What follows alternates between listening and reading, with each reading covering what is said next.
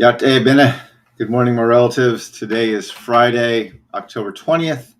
I'm sitting here with my second cup of coffee, and there's a few things I would love to discuss with you about the current dysfunction of what's going on within our political system, especially here in Washington, D.C. But before we can get there, I want to do like I always do, which is acknowledge I'm speaking to you from Piscataway lands. I want to honor the Piscataway as the hosts of the land where I'm living. I want to thank the Piscataway for their stewardship of these lands. And I just want to state how humbled I am, what a humbling experience it is to be living on these lands today. So if you've been following the news, you know that the GOP is in the middle of another chaotic leadership vote where they are trying to elect a leader into the U.S. House of Representatives. They're trying to get a Speaker of the House elected. And they are not able to vote for one. They're not able to get behind one. And a few weeks ago, they ousted Kevin McCarthy by someone from the far right, kind of ousted Kevin McCarthy. And now there's backing for Jim Jordan, but he has the support of Trump, and he is also from the hard right. And so a lot of the moderates are not getting on board. And as has been the case increasingly over the past 7 to 8 years, especially with the divisiveness of Donald Trump, the GOP is not only dysfunctional, they're getting to the point where they are incapable of functioning. They're incapable of governing, they're incapable of leading because there's such a division, there's such a divide, even within their own party, that because they have a majority in the House, they're actually able to completely grind to a halt the work of the American people, working for the American people, because they can't decide on how to even lead. The party is in a state of dysfunction. And so we need to find a way to get out of this. And today I would like to propose a few ideas of how I think we might be able to do this. Let me see who's on here with me. I see Brian Yate, thank you for joining. Susan Yate, thank you for joining. It's good to have you here. I hope your second cup of coffee is as good as mine. Or Susan, I hope your tea is as good as my coffee is. But yeah, thanks for grabbing a cup and thanks for sitting down for a few moments. Before I get into all of it, I'm going to get into that in just a moment. But I just want to let you know, I just traveled earlier this week to Atlanta. And I got back on Wednesday, and it was a great trip. I'm going to talk a little bit more about it at the end of this. This second cup of coffee, but one of the things I loved about it is I had a fairly short day. It was 4 events I did in the morning. I was at a school, and I did 4 events. I met with teachers over breakfast. I did 2 classroom events, and then I met with teachers over lunch again. And I was done. I flew in the night before, and then I caught a flight about 3:30 to come home. And I had dinner with my family that evening. It was amazing, right? I loved the fact that I worked all day in Atlanta, came home, and had dinner with my family here in Washington, D.C. It was a really good trip. I'll talk a bit more about the engagement I had at the school towards the end of this coffee, but I'm finally learning how to take full advantage of the fact that I'm living in Washington, D.C. I have 3 major airports within 45 minutes of my house. I can get to most cities with a direct flight, and I can get most places around the country before noon. And so I'm learning how to take advantage of that and keep my trip shorter so I can spend more time with my family here in DC. But anyway, let's get back to the dysfunction going on in Congress. So I'm just going to share a few stories here that have been in the news. And the first one is from AP News, and this goes back to when Kevin McCarthy was ousted. And remember, even when he was elected, they had to have some unprecedented number of votes just to even get him elected. And one of the ways he got elected is that Kevin McCarthy changed the rules so that a single member of Congress could call for the ouster of the leader if they wanted to call for a vote. And so Kevin made that concession as a way to get himself elected into the speakership. And then that tool was used when the hard right became dissatisfied with him, and they called for a vote. And this was a few weeks ago. And the hard right really, literally ousted McCarthy out of the speakership. And this is a story by the AP News, which shows how Republicans in general are very divided on what the far right did, and how that caused even more conflict within the party. So that's one story I want you to look at. Here's another one.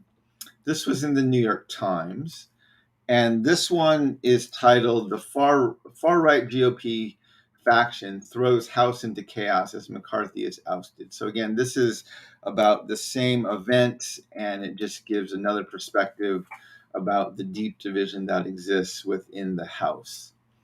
And now, obviously, it's been about 2 weeks, and the House Republicans have to elect a new speaker.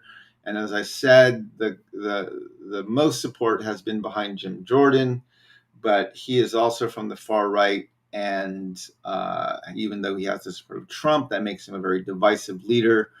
And so he has now lost 2 votes. I think the goal today is to have another vote. They were supposed to have one yesterday, but they canceled it. And now I read this morning, Jim Jordan has said he's going to continue running and plans to have votes throughout the weekend to try to maybe wear down the party so that he might be able to get himself elected. So anyway, I'm going to share this article about, this is in Politico, and it's the article titled "How the GOP Moderates Have Jim Jordan Pinned." And so now it's some moderates, about 20 moderates on the right. So the other extreme, the other end of the party, who are now stopping Jim Jordan from getting elected as the speaker. And then I'm going to share one more article, and this one's from The Hill, where not only is this whole fight over the leadership causing chaos in the House, but it's also causing chaos in the Senate. And this article is about how the Senate Republican senators are divided over the race to replace McCarthy. And so the division, right, it exists within the House. There's factions on the left, there's factions on the far right, there's factions in the middle right, and even the whole Republican Party, according to the poll in the article from the AP, is divided about what to do. And the senators, which are supposed to be a more tempering voice within the party, even they're really thrown off by it. And Fox News, I'm going to just share one story here from Fox News, because right, they're doing their best. They're the propaganda mouthpiece of the Republican Party, just like CNN is the propaganda mouthpiece for the Democrats. And they're not highlighting this on the front page of their website, but they have to report on it, right? Because it's chaos and it's news. And so they have a few stories here about the third vote that's expected today. And even though they're not using words like chaos or dysfunction or things like that, or grinding to a halt, they are still basically reporting that, yeah, nothing's happening and the GOP is not able to elect a leader. And then I'm just going to share one more story to show you how extreme this is getting. This is a story in the AP where it's titled "Republicans Are Facing Death Threats as the Election for Speaker Gets Mired in Personal Feuds."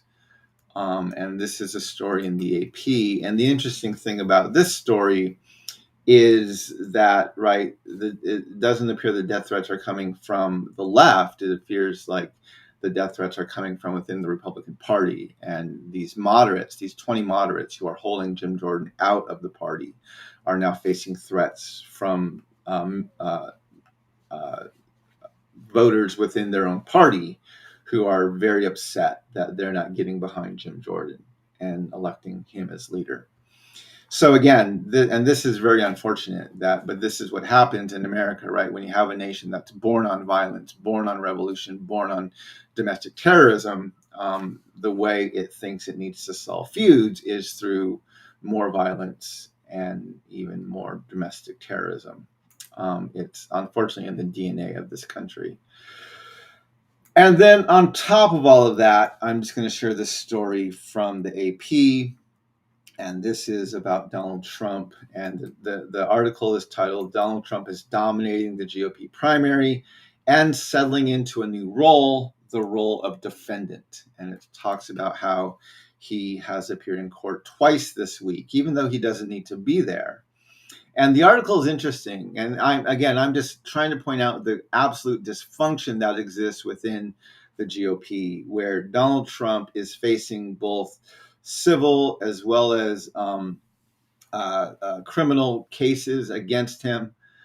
And he is in court on a regular basis. And he's actually going to court as a way to try to galvanize support for him, paint himself as a victim, and even raise money.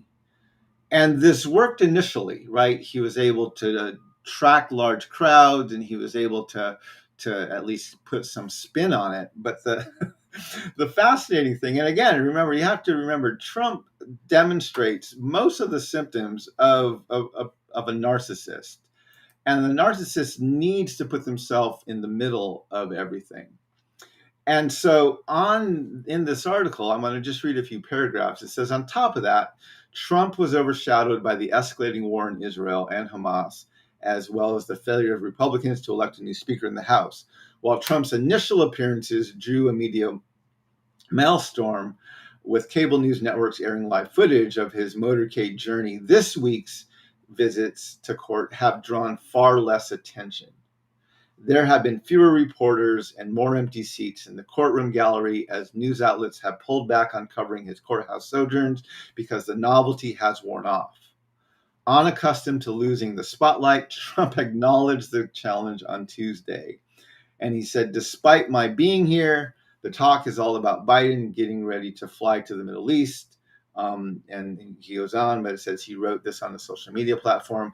There is no respect for the United States of America. And so, again, he's equating himself with the U.S. And if he doesn't get attention, then obviously America is not getting the right attention. And this is unthinkable. And so, but it's showing that, yeah, he is in the middle of all this, and he is creating this chaos. And he has made the party that he ran for president under, even though he was never a Democrat most of his life, he decided to jump into the Republican Party as in 2016, and has completely brought the dysfunction of him and his family into that party and ground their productivity to a halt now. So anyway, this is the chaos of what's going on in front of us. It's a mess.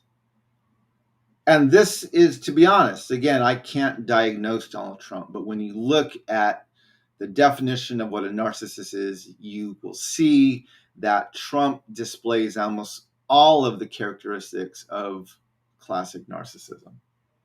In fact, when he was elected president in 2016, I actually started reading articles of how do you live with a narcissist, because I recognize that's what we're going to have to do as a nation, right? And one of the things narcissists do is they create problems that only they can solve. It's one of the ways they keep themselves at the center. And so living with a narcissist is absolutely exhausting because they draw all the attention to themselves. They create chaos and chaotic problems that only they can bring solutions for. And it just perpetuates itself. And that's exactly what Trump is doing, both to the GOP as well as to our nation as a whole. And so I want to make a few recommendations of what we need to do. And the media can play a role here, the two parties can play a role here, but we absolutely as a nation have to find a way to move beyond this chaos, or at least to marginalize it to the point where it's not in the center of everything.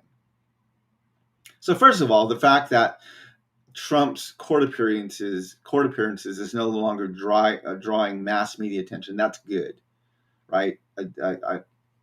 I actually am grateful that the news outlets are not going, they're covering every case and every appearance he makes, because that only feeds into Trump's narcissism.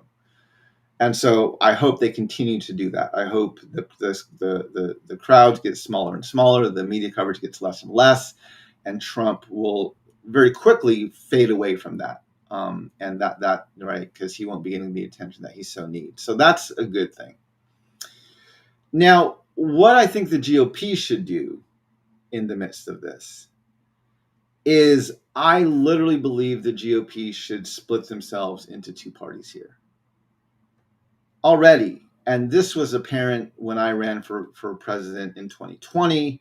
It was very apparent even when I did my book tour last summer, and I spoke in places like Orange City, Iowa, which is not too far from where Trump spoke at Dordt College, where he said that he could go into downtown New York City and shoot somebody and not lose a single supporter. Right?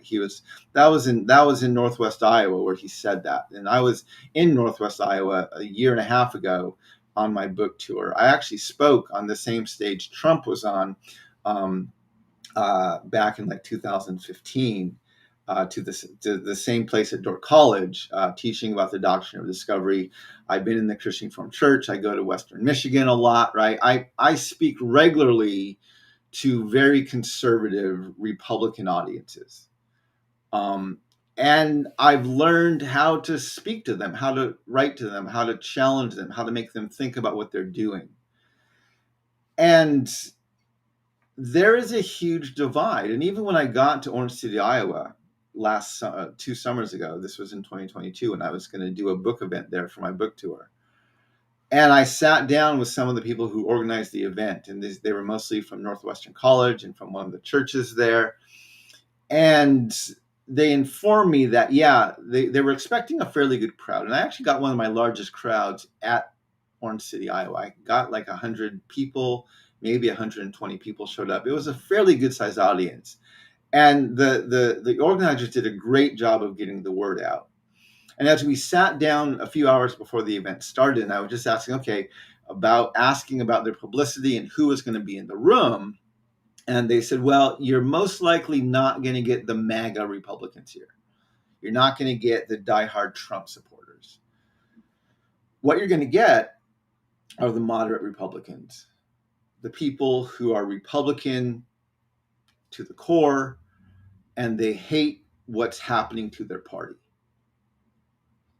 And that was very helpful to know. And so I framed my discussion of my book event that night to speak directly to moderate Republicans who are doing what they think is best for the nation, and they're disgusted by what Trump and the MAGA group has done to the Republican Party, and they just want to get back to being the Republican Party.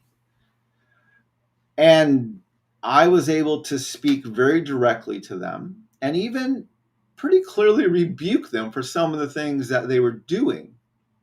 And it was a day or two later that one of the professors from Dordt College, who was there at the event, he wrote on his blog. And his blog was titled, I think it was titled Mark Charles Prophet. And he basically said to the Northwestern community, the people in Orange City, Iowa, he said, we were visited by a prophet the other day who challenged us to think deeply about what we're fighting for and what we're about. And it was, I love the blog article. I don't have the link on my list right here, but at some point I can share that again. But yeah, it was a very good article. And right, so the point of that is there is a moderate faction of the Republican Party that has their values, it has their political viewpoints, but they want to keep the nation functioning. They don't want to just grind things to a halt. And they're willing to move forward and to even hear arguments and listen to discussion about different points of view. And I really think the GOP has to acknowledge that not only are they dysfunctional, they've gotten to the place where they are incapable of functioning. They're incapable of leading right now. And they need to split into two separate parties. They need to split into the MAGA Republicans and they need to split into the moderate Republicans. Now, I posted this on my social media yesterday, and someone commented and say, well, won't that just ensure that the Democrats will win every election then? Because now we have the Republican Party split into two. And I don't think it will do that. Why? Because how did Joe Biden get elected? Right? Joe Biden is a very, very moderate, middle of the road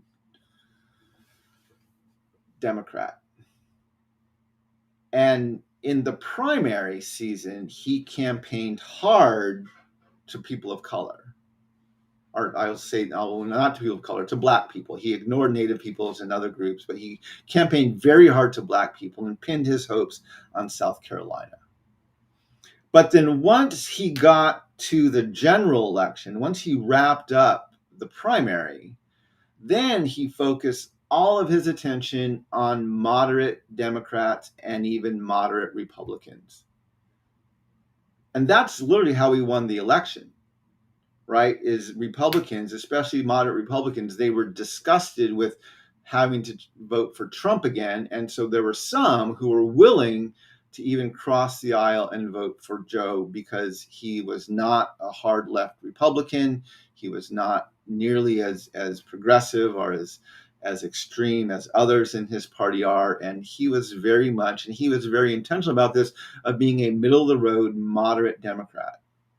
And that was too much of the anger and the disgust of those who were on the far left of his party, right? They were like, what are you doing? Why are you not advocating for these issues that we wanted and that we wanted to do as a party? And so there's a similar divide in the Democratic Party as there is in the Republican Party. It hasn't reached the level of dysfunction yet in the Democrats that it is in the Republicans, but it is there. And Joe Biden appealed to that middle centrist position of both Democrats and Republicans to get elected. And so, right, this centrist party, if the Republicans created a second party, a third party, and they divided into two, they would not have to work very hard or change very much to attract some of these centrist Democrats. And I think if they did it, they could actually have a strong presence in this new three-party system. I don't think they would have to change radically to be able to attract some centrist Democrats to vote for this new moderate Republican Party.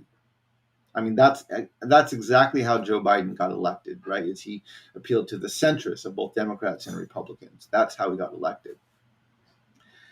And so I don't think if the Republicans created a third party, they divided the Republican Party into two, I don't think they would actually be that that would necessarily ensure that the Democrats would win every election.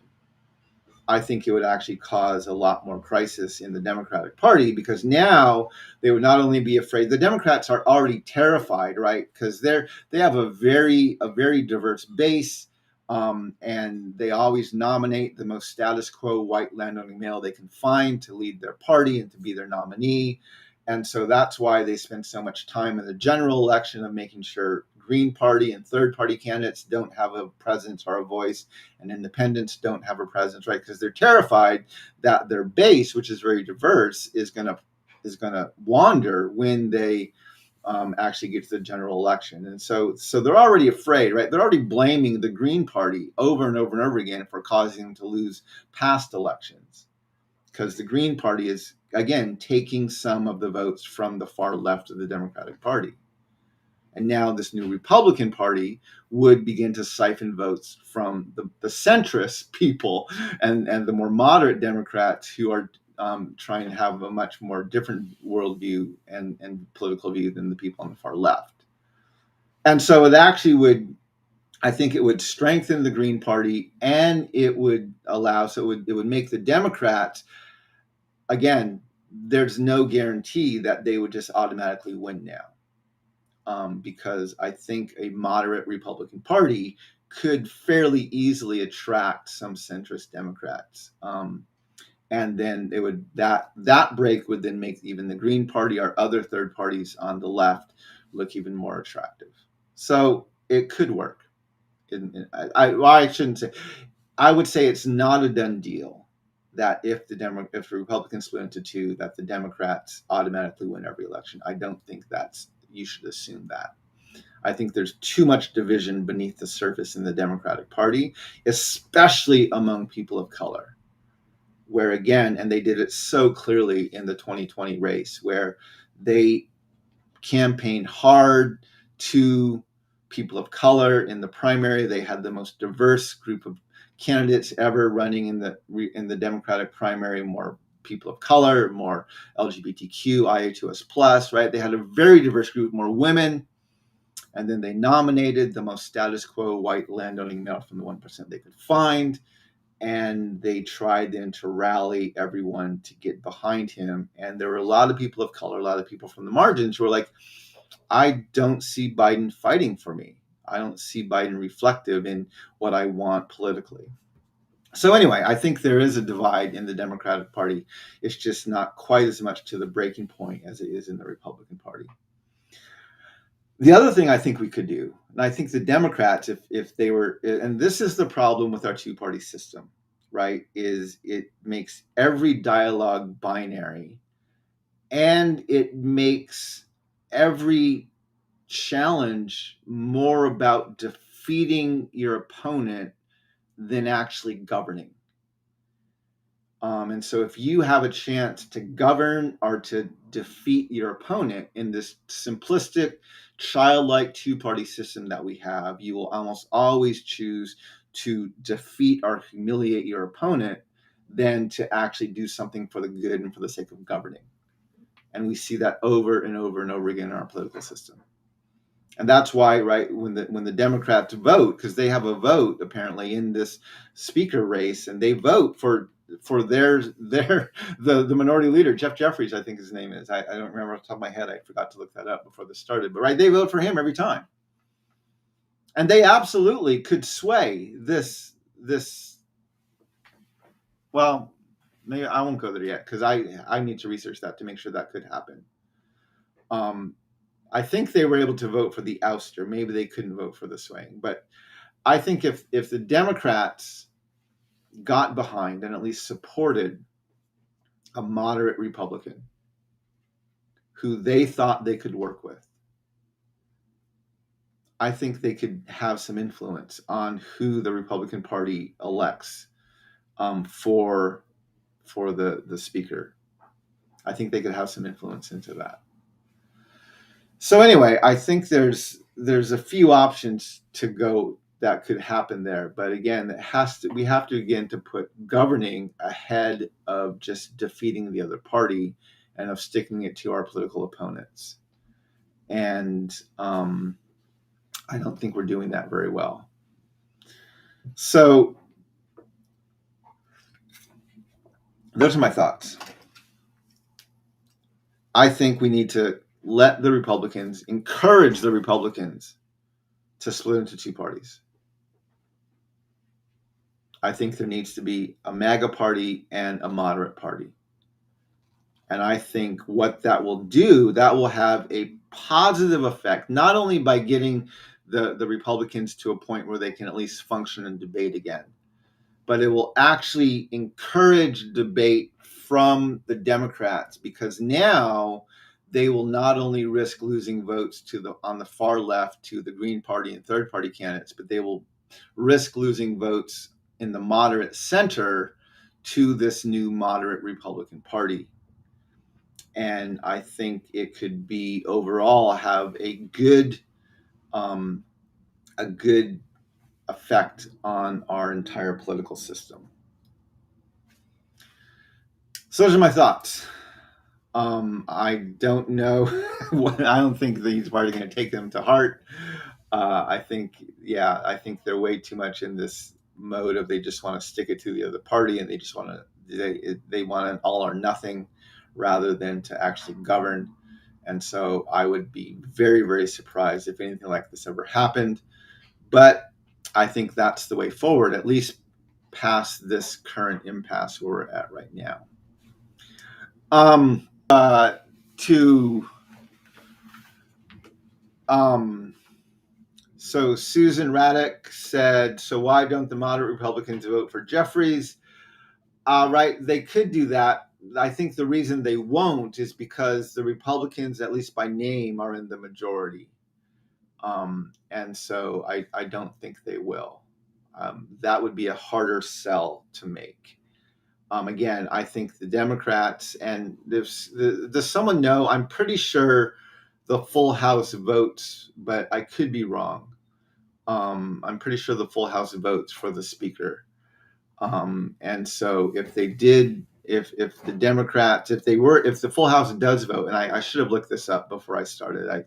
I'm almost sure they do, but I don't have absolute confidence. So I don't want to say it unless someone else knows who's on here. But I think it would be easier if the Republicans. Thank you, Adrian. Yes, Adrian said yes, they do. They do have a vote. Okay, so that's good. So if the Democrats said then that if they just on their own picked a moderate Republican, and instead of all voting for Jeffries, they said we're going to vote for this moderate Republican, right? On their own, they couldn't win it, right? They're not going to win that. But again, if they get 25 Republicans to say, you know what, that's not a bad choice, that will allow us to govern again. We'll still have a Republican speaker. We'll still be able to maintain our majority. I think that could happen. Again, the far right would scream chaos, but I think it would be one way, and that would again further divide the party, which would even make more sense then that, yeah, the Republican Party needs, like, if the Republican Party can't function without Democratic support, that's a very clear sign that the Republican Party has to do something radical to fix itself. And then you can make the argument that, yeah, this needs to become two parties and not one. And I think that would be a great way to do that. So anyway, those are the thoughts I have. I would love to see our government functioning again. I would love to see things move forward in a positive way.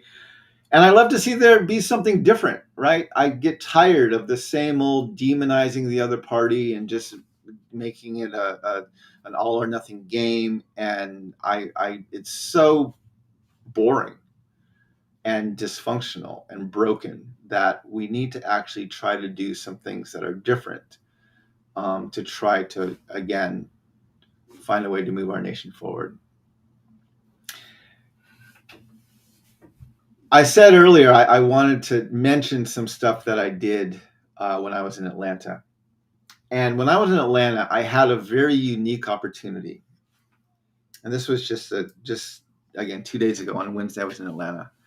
And I spoke to third graders. I had two presentations, one with a group of about 30 third graders and one with a group of about 60 third graders. I spoke to about 90 third graders total. And I was invited there to teach them about the doctrine of discovery. And I decided, as I thought about how to do that I wanted to actually lay out Johnson v. McIntosh and show them how the doctrine of discovery to this day is still the legal precedent for land titles. And I wanted to help them understand and see how incorrect the history around Abraham Lincoln was. And I wanted to basically begin to kind of deconstruct that mythological legacy of Lincoln and show that he actually was not a friend of Black people, nor was he in any way, shape, or form a friend of Native peoples. He was actually a blatant, unapologetic white supremacist and one of our most genocidal presidents in our nation's history. And so I had to think, how do I teach these things, some very complex legal concepts, as well as this very stark history to third graders? And we had a great time. Obviously, the presentation was much more participatory than it is for my other lectures. I asked a lot more questions. I got feedback from the students. I put things in much more simple terms, ways they could understand it. Again, starting with the whole concept of you can't discover lands that are already inhabited, right? I used the example of a desk. You can't take a desk where someone's already sitting there, and we just did these things, and it went really well. And I was talking with someone about it afterwards. And one of the things they said, why we were talking about the benefit of doing things for elementary kids. And I said, I go in and I talk so frequently to college age kids or young adults or even older adults. And these are people who have learned the mythology of America for 20, 30, 40, 50, 60 years. And so to teach them this history, to create common memory with them, I have to deconstruct literally decades worth of learning for them where they've been told this whole other narrative. And it takes a lot of effort. It takes a lot of work. When I'm teaching third graders, they have heard a few things, but they don't know all the details. They haven't studied this in depth. They haven't even held these views very long at all. They've just been told a few things. And most third graders are, yes, Abraham Lincoln was good. He ended slavery. We don't know what the doctrine of discovery is, but it doesn't sound very appealing. And so to be able to shape what the doctrine of discovery is and show them, help them understand how that legally affects things to this day. And then to show them how actually Abraham Lincoln was not a good guy. He believed in white supremacy, he supported Dred Scott, and he was actively committing genocide against Native peoples till the day he died. Doing that change to a third grader, right, that puts them on a completely different trajectory of someone who's receiving the opposite teaching. And so where someone else who's not getting that exposure in the third grade, they're going to end up where these adults I'm talking to now are, where I have to deconstruct not only the history, but 20 years or 40 years or 60 years of their own learning to get them to understand these things. And I realized, teaching this to third graders is going to have a compounding effect on their ability to be in a much different place when they start to vote, when they start to think about and have a say in the direction of our nation, and as they go into jobs or positions of influence. And so it got me really, really excited. So on my Patreon, right, I do a Patreon site, and each month I have different events that I do there. I have different tiers, and I've highlighted some of my tiers. One of my tiers is my Ask Questions tier, where I do a Q&A once a month. I have another tier called Decolonizing Faith tier, where every month I talk about the content from my new book. And I have a middle tier between those two, and that tier is called Join the Conversation. And in that tier, I give a presentation, or I give some content. I've been talking most recently about the content I'm creating for my new Lincoln presentation. And I've been going through some of that. But over the past year and a half, I've done lectures, I've done other presentations. And this month in October, probably sometime next week, I'm gonna use that tier to talk about how I taught the doctrine of discovery and Johnson v. McIntosh to third graders. And that event went really well. The teachers loved it. They absolutely loved it. And the kids got it. They really understood it. And it was one of the most satisfying events I've had in a long time. And so on my Patreon site this month, sometime next week, for my Join the Conversation tier, I am going to lay out how I presented that content to the third graders in a way that they could understand, so that they could, again, be on a whole different trajectory of understanding as they go through the rest of their lives. So if you'd like to join that, you can join my Patreon at any time. And even if you join it after the event next week, it'll still be archived on that tier, and you can watch it anytime you want there. I'm going to also share once again, if you would like to buy a book of Unselling Truth, signed copies of my book are available on my website. And one of the things you can also buy there is the 10 pack book study special. And I have been so thrilled. I did another Q&A last night where when you buy 10 signed books from my website, I will ship you those books for free. It's $200. And if you do that for the sake of a book study, right, you want to have a book study with some friends or some colleagues or members of your church or wherever you are, I will give you, any point in the next year, a virtual Q&A where you and your study can sit down with me on a Zoom call and ask questions about the book, and I'll answer the questions that you ask. And I just did another one of these Q&As last night, and I love these Q&As. I absolutely love them, right? I've said this before, but after I speak, when I go out and speak, I could almost script the questions that will be asked after the event because people are so overwhelmed with the content that I know what questions they're going to ask immediately. These Q&As for these book studies, because they've read the book, they've been in discussion about them together. Sometimes it's a week after the study, sometimes it's in the middle of the study, sometimes it's a month after the studies end. So they've had time to process and to think through and to form some questions. I'm learning I can't predict what's going to come up in these sessions.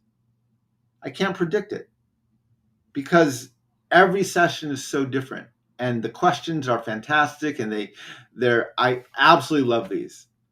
And you can still buy those on my website. And through the month of October and November, I'm actually giving free shipping. So you can order the 10 pack or a single book, and you will get free shipping through the month of October and November. So anyway, those are just a few of the things that are going on for me. But I hope all of you have a really good day. Hope your second cup of coffee is as good as mine was. I hope these thoughts were helpful. I'd love to see our nation begin to make progress and to start moving forward once again. I'd love to find a way to break this stalemate and this not only dysfunction, but inability to function within the Republican Party, and even create a better chorus of voices between the Democrats and the Republicans. So walk in beauty, my relatives. And may we all learn how to walk in beauty together. Ahiahat and hakonet.